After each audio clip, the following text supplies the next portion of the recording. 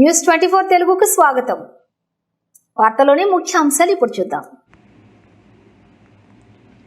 రాష్ట్రంలో ఉన్న SC ST మైనార్టీల సంక్షేమానికి పాటుపడేది చంద్రబాబు నాయుడు అని చింతలపూడి నియోజకవర్గం ఉమ్మడి అభ్యర్థి సొంగ రోషన్ కుమార్ అన్నారు. పట్టాయిగూడెంలో పలువురు నాయకులు వారి అనుచరులతో టీడీపీ తీర్థం పుచ్చుకున్నారు. ఈ సందర్భంగా రోషన్ టీడీపీ సీనియర్ నాయకులు ముత్తారెడ్డిలు టీడీపీ కండువా కప్పి ఆహ్వానం పలికారు. వైసీపీ ప్రభుత్వంలో ఎస్సీ ఎస్టీ మైనార్టీలకు ఒరిగిందేమీ లేదని, కేవలం వారిని ఓటు బ్యాంకుగా వాడుకోవడమే వైఎస్ జగన్ పని అని అన్నారు. చంద్రబాబు హయాంలోనే వారి అభివృద్ధి జరిగింది అన్నారు.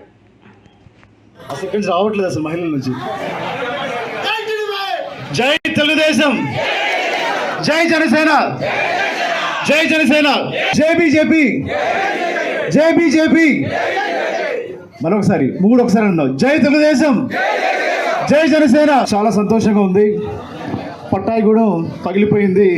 ఆ కుర్చీని మడత పెడితే ఎలా ఉంటుందో అలా ఉంది.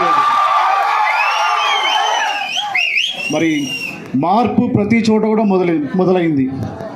ఎందుకంటే ఈరోజు చూస్తున్నాము, గఫూర్ గారు వాళ్ళ బృందం ఇంతమంది అనుచరులు వైసీపీ తోటి విసిగెత్తిపోయి అభివృద్ధి లేదు ఏమీ లేదు అని చెప్పి ఒక మంచి నాయకత్వం, మంచి పార్టీల వైపు వాళ్ళు తీసుకున్న నిర్ణయానికి వాళ్ళని మనస్ఫూర్తిగా స్వాగతిస్తూ, మరి గఫూర్ గారు అలాగే మీతో పాటు వచ్చిన ప్రతి ఒక్క కార్యకర్త కూడా మేము, వినోద్ గారు మీతో పాటు వచ్చిన ప్రతి ఒక్కరు కూడా మేము అన్ని రకాలుగా అండదండగా ఉంటాము. చిలుకలూరుపేటలో తెలుగుదేశం, జనసేన, బీజేపీ భారీ బహిరంగ సభ జరిగింది. 10 లక్షలకు పైగా అక్కడికి రావడం జరిగింది జనాలు. దాన్ని బట్టి మనకు అర్థమవుతుంది ఏంటంటే చింతలపూడి మోడీ, గుర్తుంచుకోండి, చింతలపూడి మోడీ.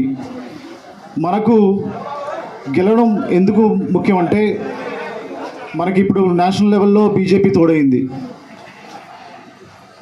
మీరు సైకిల్కి ఓటేసి ఎమ్మెల్యేకి, ఎంపీకి గెలిపిస్తే స్టేట్లో నారా చంద్రబాబు నాయుడు గారు, పవన్ కళ్యాణ్ గారు, సెంట్రల్లో మోడీ గారు.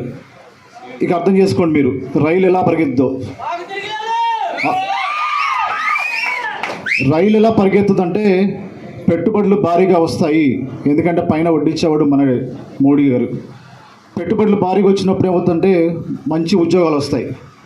మంచి ఉద్యోగాలు వచ్చినప్పుడు ఏమొస్తుందంటే మంచి జీతాలు వస్తాయి. ఈ వైసీపీ ఇస్తున్న వాలంటీర్ జీతాలకు కాదు, లక్షల్లో వస్తాయి జీతాలు. మంచి జీతాలు వస్తే ఏమవుతుంది, ట్యాక్సులు కడతాం. ట్యాక్సులు కడితే ఏమవుతుంది, డెవలప్మెంట్ వస్తుంది.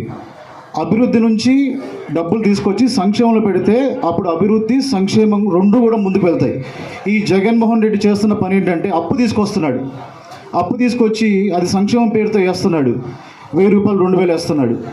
మరి అటు అభివృద్ధి కావాలన్నా, సంక్షేమం కావాలన్నా అది నారా చంద్రబాబు నాయుడు గారే. ఎందుకంటే ఆయన ప్రపంచ స్థాయి గుర్తించిన నాయకుడు. వెళ్ళి మాట్లాడితే బోల్డ్ కంపెనీలు వస్తాయి. అలాగే పవన్ కళ్యాణ్ గారు ఉన్నారు. మరి అతను పాలసీల మీద కానివ్వండి, ప్రజల పట్ల తనకున్న ప్రేమ కానివ్వండి, లేకపోతే నిబద్ధత కానివ్వండి, ఇద్దరు కలిసి మరి అక్కడ స్టేట్లో కూర్చుంటే మన రాష్ట్రం స్వర్ణాంధ్రప్రదేశ్గా తయారవుతుంది అని చెప్పడానికి ఎటువంటి సందేహం లేదు. మరి వైసీపీ ప్రభుత్వంలో నవరత్నాలు అని చెప్పి ఎన్ని మోసాలు చేస్తున్నారో మనం చూస్తున్నాము. అమ్మఒడి అని చెప్పి ఏడాదికి 15,000 అని చెప్పి ఒకరికే ఇస్తూ మళ్ళీ అది 17 నుంచి 13, తర్వాత 10,000కి వచ్చింది. అదే కనుక ఇప్పుడు తెలుగుదేశం, జనసేన, బీజేపీ సూపర్ 6 పథకాలు చూస్తే మీ ఇంట్లో ఎంతమంది చదువుకునే పిల్లలు ఉంటే ప్రతి ఒక్కరు కూడా 15,000 సంవత్సరానికి వస్తుంది. ఉదాహరణకి మీ ఇంట్లో 4 ఆడపిల్లలు కానీ మగపిల్లలు ఉంటే అంటే 60,000 వస్తాయి సంవత్సరానికి. అలాగే ఇప్పుడు మీరు కొంటున్న గ్యాస్ సిలిండర్ ధర ఎంత? 1000 రూపాయల పైన ఉంది. మరి మన ప్రభుత్వం వచ్చిన తర్వాత తెలుసా, 3 గ్యాస్ సిలిండర్లు ఫ్రీ. అలాగే మహిళలు జిల్లాలో ఎక్కడికైనా ప్రయాణించినా కూడా బస్సు టికెట్ ఫ్రీ.